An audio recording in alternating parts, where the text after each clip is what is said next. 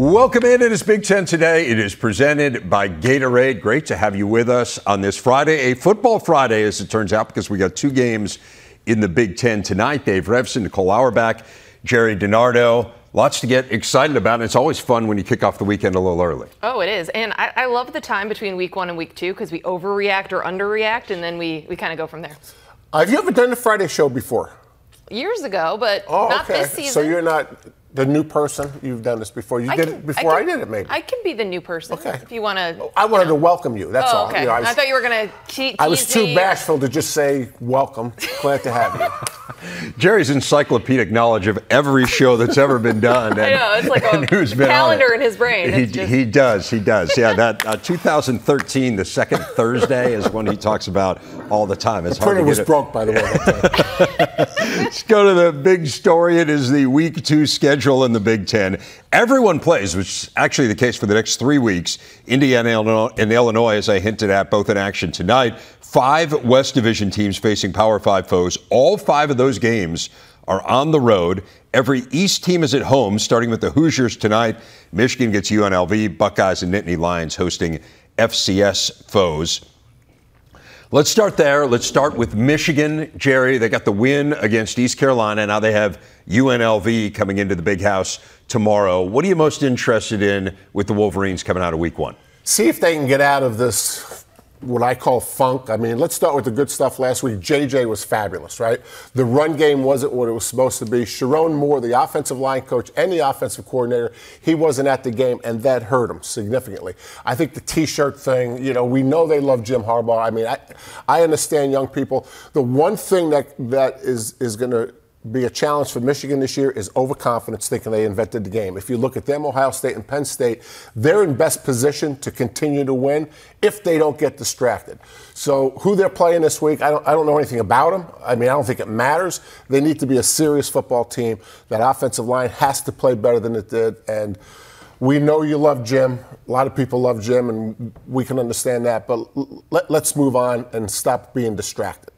I'm with you on the offensive line. You need the lightning and thunder of these 2 running backs to actually break 100 yards, right? Neither of them get over 100 last week. Want to see the rushing game get going a little bit more, and this should be a good opportunity. But, Jerry, I'll tell you a little bit about UNLV, and this is Barry Odom's first year. I spent some time with him back in February, and he's obviously a defensive-minded guy. He is concerned about this Michigan offense. He does not want to give up chunk yardage plays, especially on the ground. But this is someone who is a head coach for the second time, has a lot to prove, really methodical in the way that he is building his staff and building this program. So it's going to be an interesting test.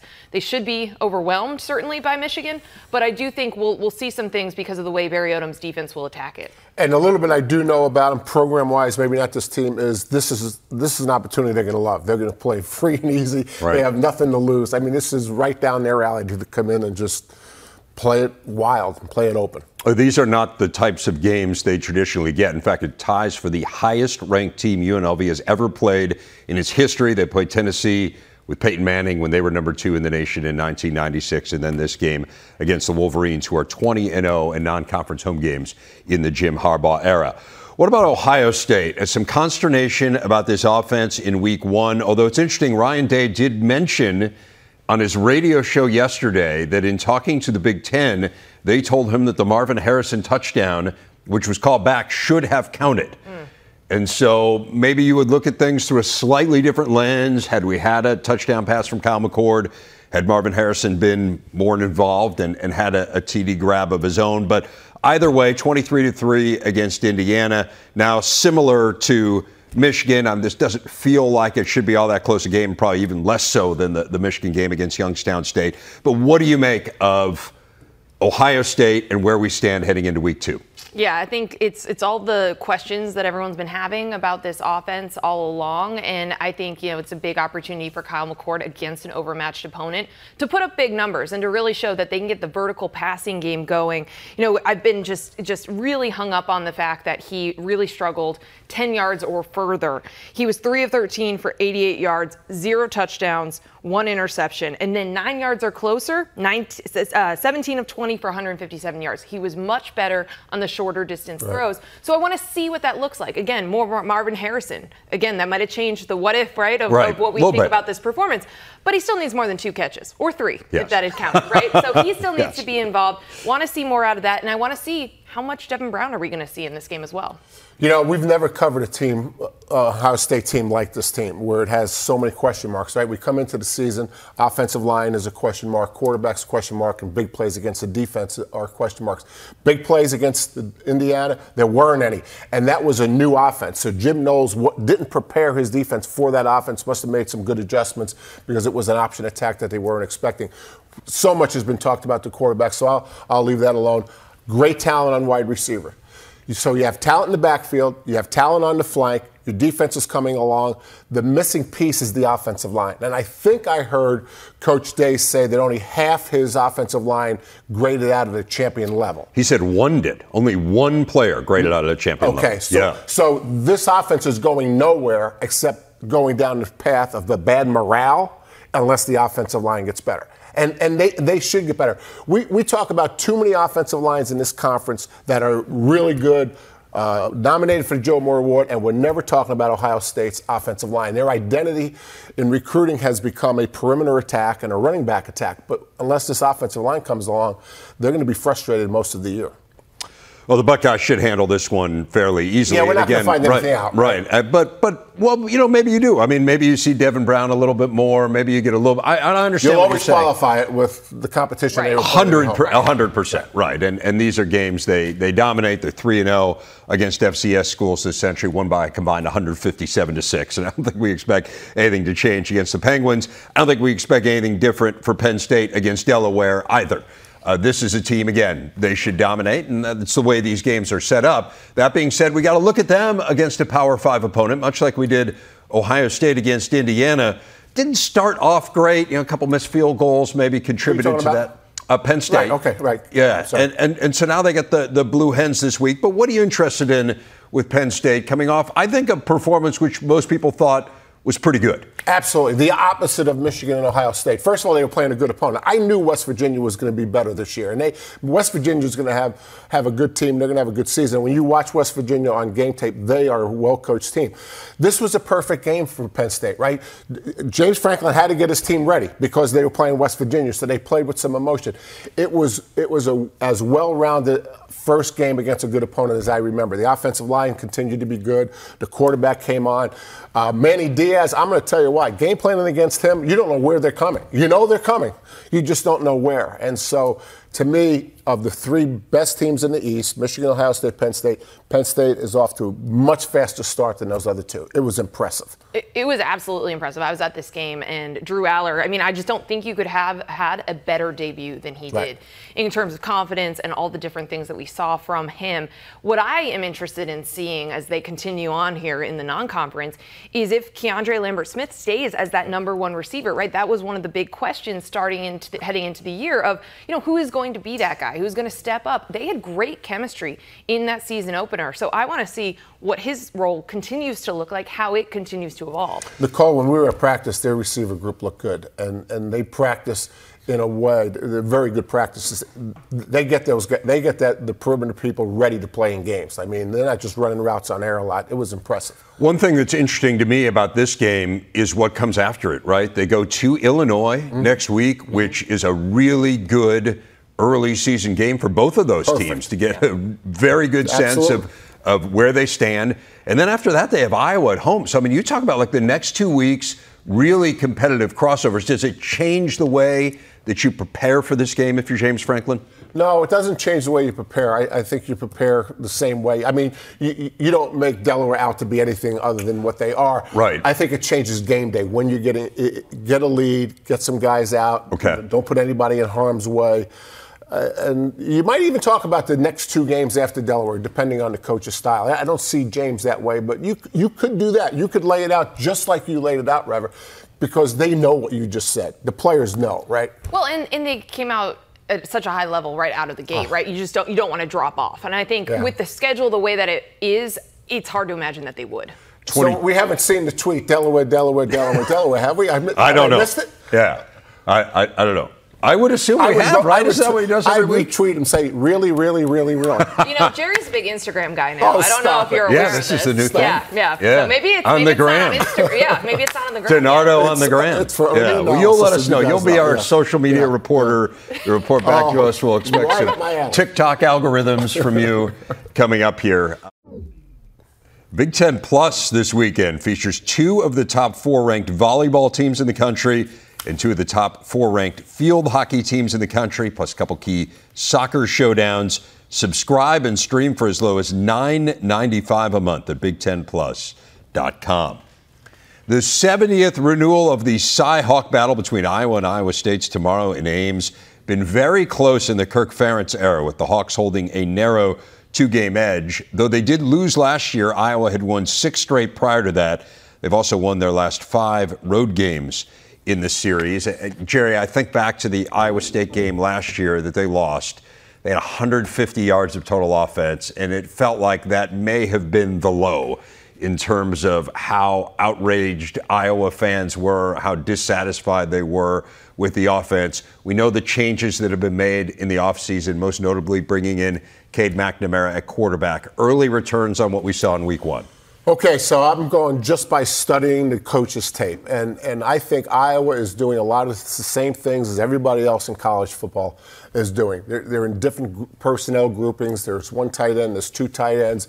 They're 50-50 run pass on 1st and 10. They're throwing the ball downfield. They have the fly sweep. If you watch the first game, they're pretty diverse. How good they are, they're not great. Their offensive line is better than it was a year ago, so that gives them hope for continued development. Their run-pass ratio, if they were to make a change on offense and be a spread team or be an option team, it wouldn't be as complementary to their defense as what they're doing now. And so I watch their offense. I think the offense they're running, if we anticipate them to get better, like we anticipate everybody getting better, they're good enough to win the West. And that's what they're trying to do. Cade McNamara, it was a great ad, right? But we had bad luck there, or they had bad luck there. He got injured, so he didn't go through camp. So he's behind the curve. And so it's going to look the same as it looked last Saturday, but they are certainly not a conservative offense, not by the numbers. Well, and that's what the idea is, right? That you upgrade at the quarterback position, right. You add in, you boost, and you should be a lot better. And so I'm interested to see them continue to evolve. And the flip side in this game that's going to be really interesting is the impact of the sports betting scandal. Iowa State got hit a lot harder in terms of starters. I was impressed by how they looked last week, considered that they were depleted. But this is going to be a tough one for them. I mean, quarterback, running back, new players. I think it's going to be a very conservative approach offensively, low scoring, which Iowa's pretty comfortable in those games. And maybe their defense can tee off, right? We always talk about the opportunity that the defense and special teams have. Might be some chances here, too. The recent history of this series is when it's a blowout, those are the games that Iowa wins. When it's a close game, Iowa State's figured out a way to win them. Both these teams unranked second straight year they've come in. You kind of think back to 2 years ago where they both came in the top 10. That was probably the most hyped game in recent memory in this one, but should be a compelling one in Ames. Nebraska and Colorado might be the most compelling game on the schedule, though, in college football this week. You think about the new coaches, Matt Rule, there's a lot of excitement in Nebraska, fell a little bit short in the opener. And then Deion Sanders, quite frankly, Colorado's the biggest story in college football coming out of week 1. Amazing to turn it around as quickly as they did to defeat the defending national runner-up in TCU. So what are you focused on in this game, Jerry? A rivalry you know well from your time at Colorado as Nebraska goes to Boulder to take on the Buffs. Right. It's really an interesting watch, right? You have 2 coaches with completely different styles, right? Personally and football-wise. I mean, Matt Rule's going to play the game like Tom Osborne playing the game. It's going to be a tailback. It's going to be a running quarterback. But the psychology of the game is obviously Matt Rule's playing the card. Everyone's talking about Colorado, right? I mean, we don't even get mentioned when they talk about the game, right? Big Noon's there. I mean, all this hype. For Matt Rule, first of all, I think you can motivate a team that way to play at its very best. But maybe even more important, the recruits that you're already engaged in, talking about Nebraska, they're going to watch a team that's going to do everything they can to beat Colorado. And if that looks impressive, this is a win-win for Nebraska, right? No one's expecting them to win. No one's talking about him. So, play close to the vest. The other guys, they think they invented the game now, right? That's their issue. They've got to bring their team down. And I think Matt Rule is in perfect position. But talk about playing the opposite way. This is an old-fashioned quarterback run option because Jeff Sims struggled throwing the ball, and they're not about to throw it a bunch, I wouldn't think, in Boulder. Yeah, those were some bad mistakes in their opener. And Colorado is so interesting, the way that they're playing and the way that they're masking some of their offensive line questions by just getting the ball out really quick to all the different playmakers. And Shedeur Sanders, 4 different players, over 100 yards receiving. Travis Hunter, how many snaps is he going to have in this game? But it's a fascinating one for both sides because of the roster turnover. So much attention on Colorado doing that, but Nebraska did too. So how much film, how much tape, how much prep do both of these coaches have on the other team? Nicole, Colorado has 88 new players. Nebraska has 67, the most in the Big Ten. That's a lot. But what a cool game that you could coach it and play it entirely different. It's the same game. I mean, it's a great watch. No doubt. The difference is, and I mentioned this earlier in the week, Nebraska only had 2 players who started this game who weren't on their roster last year. Right. Colorado had 4 who were on their roster last year. So the significant players for Nebraska didn't turn over nearly as much as Colorado. But Colorado's 9 returning scholarship players. 9. On the whole roster, there's no one else in college football with fewer than 29. Yeah. And they have 9. I know. It is really, really crazy. Purdue, off of a narrow Week 1 loss to a good Fresno State team. We have talked a lot about the challenge of Purdue's non-conference schedule. It's kind of been a theme through the years. It's really challenging this year. Now they go to Virginia Tech. I know Virginia Tech wasn't great last year, only won 3 games. Brent Pry, former Penn State defensive coordinator, now the head coach there. They've turned over their roster quite a bit this year as well. But give us a sense of what Purdue's up against in Blacksburg. Well, as you mentioned, I mean, the environment. This is, even when Virginia Tech isn't great, this is one of the toughest environments to play in college football for a reason. I mean, they're great fans, and it's just a great cathedral of the sport. But this is an important game for Purdue to go out there against a team that is also trying to figure these things out. Like, it's a good measuring stick game for both sides. Grant Wells played better than expected in Virginia Tech's opener. That was encouraging, I think. You want to see some consistency out of him. And the passing game, I think you're going to see both quarterbacks play. But the key is going to be establishing the run, controlling the game, and kind of trying to take the crowd out of the game, because that's going to be the biggest challenge with Virginia Tech in a game that they need to prove something as well as Purdue. Yeah, when you talk about challenges, you talk about Ryan Walters' life, right? I mean, I was around the same age when I first became a head coach. And, okay, so Ryan Walters is a defensive coach at Illinois. He takes over, and in his first game, they give up close to 500 yards offense, 371 yards passing, 71% completions by the opponent, 4 touchdown passes, 7 explosive plays in the pass game, 15 yards or more. And on offense, they were 2 of 12 on first down. And Ryan Walters is laying in bed at night saying, I'm in charge of this whole thing. So, I mean, what's he doing this week? Is he fixing the defense? I'm guessing he is. Is he going to the offensive staff and saying 2 and 12 on third down isn't going anywhere? So, you know, this is a young coach taking over a big-time program, going through all these changes. And now, on top of it, you're right. Virginia Tech doesn't have to be any good, but playing there, we've been there, playing there is crazy hard no matter what. So he's got a lot on his plate, but, you know, you fight through it and you grow through it, but it's a lot on his plate. We have been there. Jerry found us the finest Italian restaurant in all of Blacksburg when we were there. You should make a list of all the best Italian restaurants in every college town in the country. Yeah. I trust you. Yeah, that was a lot of fun. It is a tough environment. And you think about what's coming up next for Purdue, and this is where, I mean, the schedule, you talk a lot about the schedule, and I get it. Like, you look at a year like this, so they get Syracuse next. Again, I understand Syracuse isn't an overwhelming team. They scored 65 points against Colgate. And again, I know it's Colgate. Yeah. But it's not Delaware or Youngstown State. Yeah. No, I mean, it would be great if you could play one of those teams. I know. Yes. Right. Absolutely. Yeah. He'd make a scheduled trade a moment. By the way, I think we pulled into a Citgo station, and Jerry went in there and asked the attendant what the best Italian was in Blacksburg. You have to know who to ask. Yeah, it was pretty good. It was pretty solid. It is game day for 2 Big Ten teams, including Illinois, on the road in Lawrence, Kansas, facing a Jayhawks team that, like the Illini, was much improved a season ago. It is the first time Illinois has visited KU, Jerry, since '92. And yes, that is 1892. What? Yes, it's been a while. Wow. Been a while since they've gotten together in Lawrence, these two.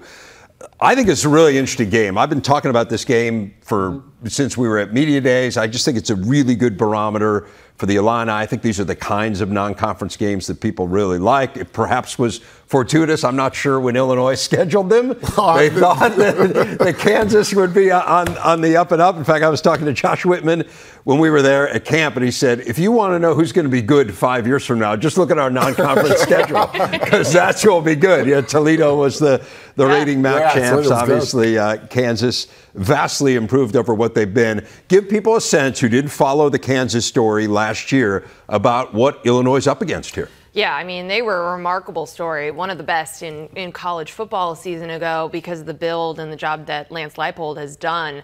And Jalen Daniels was key. You know, he got injured and they kind of hung around, and they obviously made it to a bowl game last year. But he was spectacular early in games, especially when they need to come back. Very mobile, really good player, and he's going to be starting. He's expected to start in this game and come back. So that's going to be big for them. And the way that they play, it's a really fun offense. It's a lot of short passes, finding guys in space, and a lot of yards after the catch. So just hang tight. Like, it's going to be a good defensive struggle, but I think both teams are kind of going to go up and back on the field because they're just really fun and creative offensively, and that's going to stress the Illinois defense. A little carryover from Toledo. I thought Toledo did a good job attacking Illinois. Not quite as you described Kansas, but similar. I thought Luke Altmaier really had a great day. You know, he threw that one pick. He threw it in the coverage. But Barry Lenny does a great job with the offense and with the quarterbacks. I think Brett would probably like a little bit more of a presence from tailback. I mean, he's always had a good tailback. In fact, you remember him last year talking about the tailbacks. Even though they weren't in the I formation, the press would ask him about the tailbacks. He says, we're always going to have a good tailback. So I think you want a little bit more explosive and a little bit more progress tailback. How about 10 penalties for 100 yards? That's not a Bielema team. No, so, it nearly cost them the game. I mean, that 10th penalty prolonged a drive that Toledo went ahead on. I mean, that was nearly the game. And that was the only penalty in the second half, to their credit. But it was very uncharacteristic, although heavily penalized last year, but not along the lines of some of the, Maryland and some of these other teams in the Big Ten. Haven't studied their defense on game tape, but 400 yards in total offense and 230 passing. That's another issue. So, I wouldn't quite put this in the Penn State, where I think the West Virginia game was a win-win, just because you had to get ready for a good team. But this Toledo team is a good team, but it still is a MAC team. And I said before the game, and I was wrong, that the difference between the MAC and the Big Ten is usually the line of scrimmage. That defensive line at Toledo, they were really good. They gave a good Illinois offensive line all they could handle. So he's got a lot, he being Brett's got a lot to motivate his team, because he is going into a place where, not too long ago, they wouldn't have been as good as Toledo. Well, also, they're going to have a better crowd. I mean, this is a place that, really embraced the football team last year, so it is going to be more challenging than certainly when it was scheduled. But all of the things that you mentioned, Jerry, my mind just kept going to, these are all the areas of change, right? Ryan Walters leaving, the guys that go to the NFL. They're all still questions, really, for Illinois. Yeah, no doubt. And having, if you can get through a non-conference with, in minimal damage, all this helps because you have all those changes. I mean, new defensive coordinator, it's a lot early in the season. Haven't beaten a Power 5 team on the road in the non-conference Illini since 2007. This, again, should be really compelling. We've got a game on the Big Ten Network as well tonight. Indiana hosting Indiana State. And, Jerry, this feels like one of those games. We talk about like a game Ryan Walters would like to have. Right? This is a game where you can get yourself on track. No disrespect meant to Indiana State. So what do you make of this opportunity here for Indiana? Yeah, almost the opposite of Ohio State, right? I mean, and no disrespect to Indiana State. I mean, Kurt Mallory, one of my coaches, is the head coach there. Obviously, I'm hoping that he's doing a good job at Indiana State. I think going to the option offense last week, which I don't think many people knew was going to happen, is really a good sign. Walt Bell has had the offensive coordinator at Indiana has had experience in this option attack. And I think that's the only way for Indiana to go. You're seeing Rutgers doing the same thing. You're seeing Nebraska do the same thing. what kind of offense can I have that gives me a better chance of beating the matchups? Not of beating the best teams that I'm playing. You look at Rutgers' offense, you look at Indiana's offense. These are built to beat the best teams. They're better than Indiana State going into the game. So this has been a really good offensive plan for Tom. I think they held Ohio State to 380 yards. They did. That's pretty impressive. So Guerrero taking over the defense has given Tom a little bit of flexibility in his game management. So I think so far for Indiana, it's all been positive, even the loss to Ohio State. And I wish they would stop opening with Ohio State. But I don't do the schedule. But if I did, Ohio State and Indiana would never play in the first game. But that's aside from the topic. Yeah. No personal bias there at all. No. I am with you totally, though, about the focus on the offense. Like, that's what, in a game like this, we should see what that option, what they want it to look like, and how productive it can be. Because that was the question. I was with you defensively. I thought they did a nice job, and there was a lot of encouraging things. You know, they're still figuring out the quarterback, right? They're going to start Jackson. They're going to flip, but they're both going to play. So they're still working out the kinks of what they want this offense to look like. And this is the right opponent to have that happen. So interested to see, as a get-right game and coming off an Ohio State game, this is the kind of game that a lot of teams had last week to ease into the season. Right. So, you know, hopefully they can ease in too. Yeah, I mentioned this is the kind of game Ryan Walters would love to have. Purdue had it last year. They beat Indiana State 56-0. There we go. Right. This is, again, like if you need to get yourself on track, you need to figure out who you are. And I think when we were at camp, like this offense may be based around when you get Dexter Williams healthy too, because I think they feel like he is a perfect fit for what they're trying to do here. You can catch that one tonight under the lights in Bloomington. Hoosiers and Sycamores. Big Ten football presented by Hampton by Hilton. Tonight, 7 Eastern, only on the Big Ten Network and the Fox Sports app. Tomorrow here on the Big Ten Network, a triple header kicks off with number 5 Ohio State against Youngstown State. Then Michigan State hosts Richmond, or Northwestern faces UTEP. And in primetime, Minnesota takes on Eastern Michigan, while some will see Rutgers battle Temple. Coverage begins with Big Ten Tailgate tomorrow, only on the Big Ten Network and the Fox Sports app.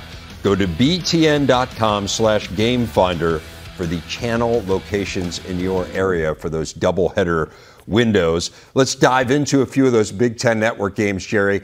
Starting with Michigan State, what did you take from the Spartans coming out of that season opener? Obviously a slow start for the team and a slow start for Noah Kim, but Kim really got better as the game went on.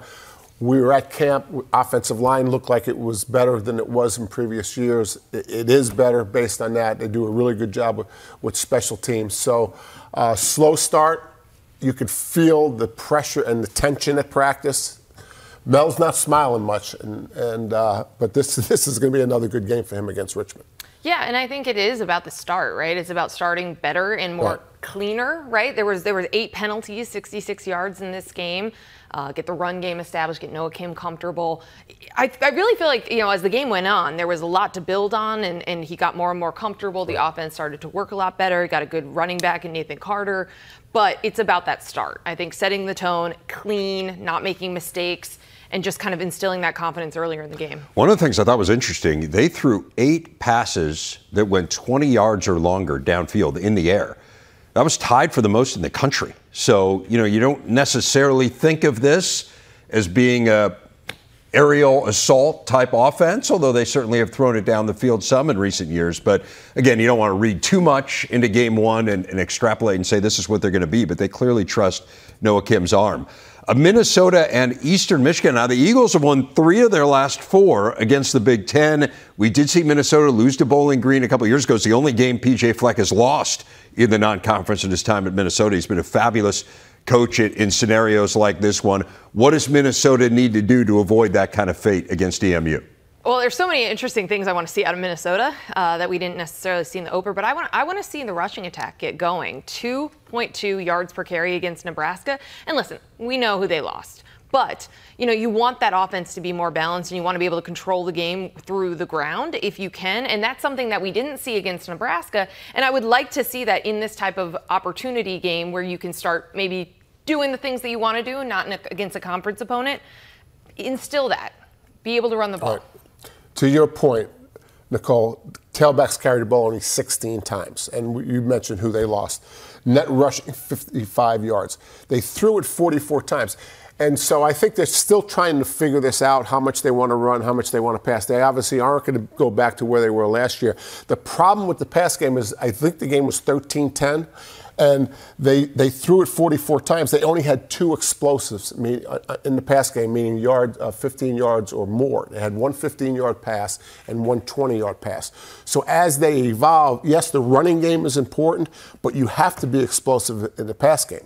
To throw it that many times, to throw it 44 times, to rush for 55 yards and have 2 explosives in the pass game, that doesn't match up.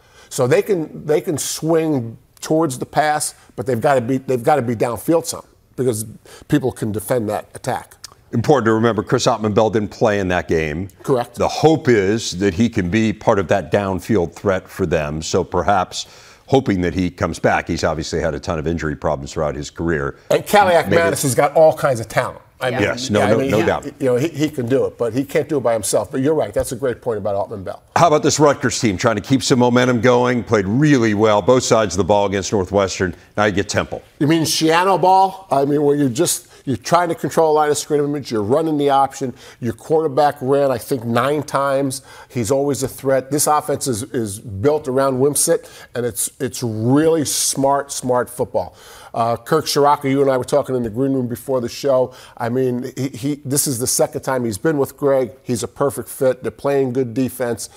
This is another offense that is built to beat the matchup opponents. And when you're at Rutgers, when you're at Indiana, when you're taking over at Nebraska, the 3 programs that are building their offense so that they don't lose to someone who has the same, a little bit better or a little bit worse talent. And that's what Greg Schiano's doing with this offense. It's genius. Yeah, we've talked about it all week, but the offense was really impressive, right? And Gavin Wimsatt and the way that they controlled the game, it was never in doubt. And what I'm interested in, we were arguing about the clock rules, because some of these coaches have made a big deal about it. And I think they're kind of actually upset about commercials, not necessarily like the clock rule. Yeah, the clock rule's not changed anything.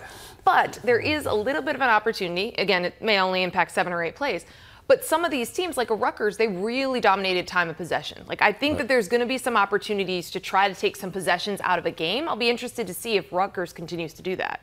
Didn't have a single play longer than 20 yards. So, I mean, if you're kind of looking for some sort of explosion, maybe to beat those better opponents, but I totally get your point, and just dominated the line of scrimmage. 2 16-play drives. Right. First 2 touchdowns. Scooch ball.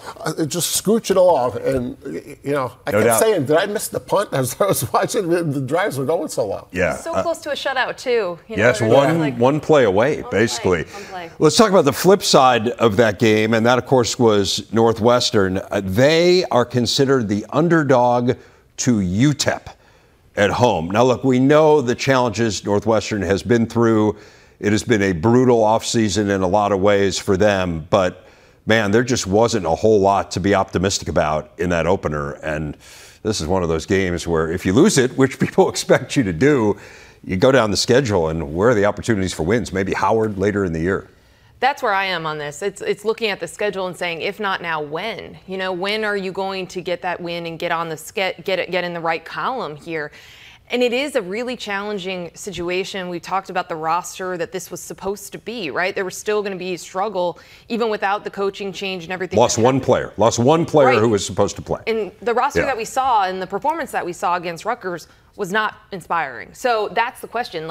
Can you put it together? Can it be a more productive offense? Can you be a better defense? Otherwise, you are looking at a schedule where you got to try to find at least one win. And this is one where you're not the favorite. But you got to do something. You can't just roll over. You got a whole season to go. Yeah, but I would suggest to you that I don't think the offseason and the problems they had in the offseason had anything to do with this. They won 1 game last year. Right. They've been trending in this for the last few years. Their tailbacks had 2 tailbacks had 15 yards total run. I mean, their defense was okay, I guess. I haven't studied the defense. But the problems in the offseason, I don't think this is reflected at all. Not one bit. They were headed this way, and that's Kurt Anderson's offensive line. He's still there. He's been there for years. Yeah. Yeah. So Well, if UTEP pulls it off, it'll be the first time they've beaten a Power 5 team since the Sun Bowl in 1967. When they beat Ole Miss. So we'll see if Northwestern can avoid that fate. Finally, Maryland hosting Charlotte. It's a team that they rolled on the road last year. What stood out about the Terps, Jerry? How good Leah is, and that's a silly statement. He has gotten so much better at getting the ball out of his hands, and I attribute that to Josh Gaddis. Josh is coaching the quarterbacks. Josh Gaddis has never coordinated an offense from the quarterback position until now. This Leah is off the charts, except I'm mad at him because he puts himself in harm's way. He won't throw an incompletion. He just won't throw it away. He scrambles. He puts himself in harm's way. He's so stubborn and such a competitor.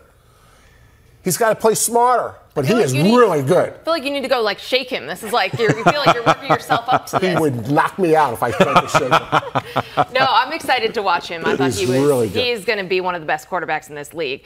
This is a fun game. I mean, Locks and Biff Poggi are good buds. There's a lot of players on both teams who know each other. Biff's going to be probably a cutoff T-shirt, right? This is going to be, it'll be a fun one.